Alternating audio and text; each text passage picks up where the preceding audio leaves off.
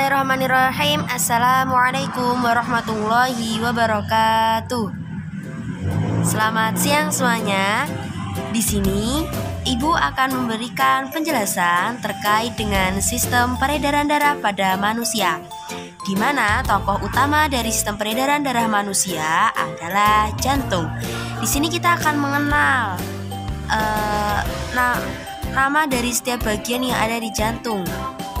Di situ ada aorta, ada atrium kiri, ada bilik kanan, di mana kata yang digunakan di sini dalam bentuk bahasa Inggris. Mari kita terjemahkan satu-satu.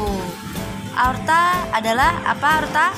Aorta ya, pulmonary artery adalah arteri pulmonalis. Kemudian pulmonary vein itu apa?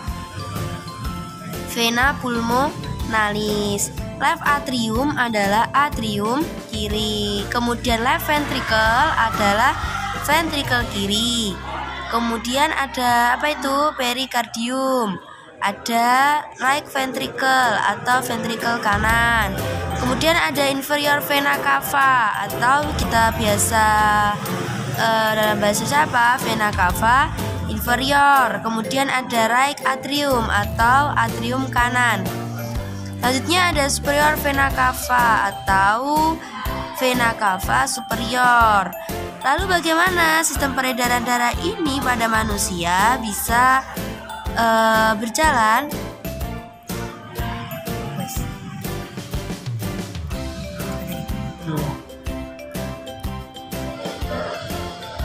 Perlu kita ketahui bahwasanya peredaran darah pada manusia terjadi secara ganda, yaitu peredaran darah besar dan juga peredaran darah kecil. Dapat kita lihat bahwasanya di situ ada aliran darah yang berwarna merah dan biru.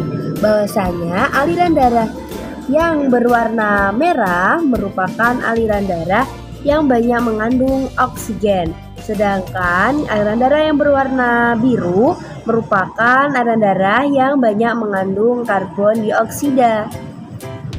Lalu bagaimana sistem peredaran darah pada manusia yang bersifat ganda itu tadi? Urutan peredaran darah pada manusia itu secara detail, urutan peredaran darah besar dimulai dari jantung atau bilik kiri. Kemudian dari bilik kiri, darah ini masuk ke dalam aorta. Kemudian setelah masuk ke dalam aorta, darah akan masuk ke dalam pembuluh nadi. Setelah ke dalam pembuluh nadi, darah akan mengalir ke pembuluh kapiler. Setelah ke pembuluh kapiler, darah akan mengalir ke pembuluh balik atas dan juga pembuluh balik bawah. Kemudian darah akan kembali ke jantung, tepatnya di serambi kanan. Dan berjalan begitu seterusnya. Lalu bagaimana dengan urutan peredaran darah kecil? Urutan peredaran darah kecil pada manusia melalui jantung, kemudian ke paru-paru dan kembali lagi ke jantung.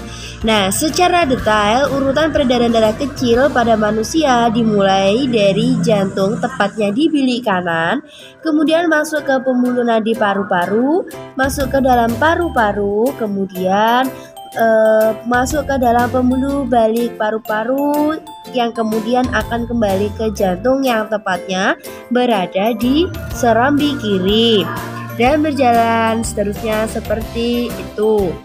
Oleh karenanya, karena manusia itu membutuhkan oksigen dan dapat kita ketahui bahwasanya manusia itu juga menghasilkan karbon dioksida, sistem peredaran darah ganda ini akan berjalan seterusnya agar sistem peredaran darah pada manusia ini dapat berjalan dan manusia dapat melangsungkan kehidupannya.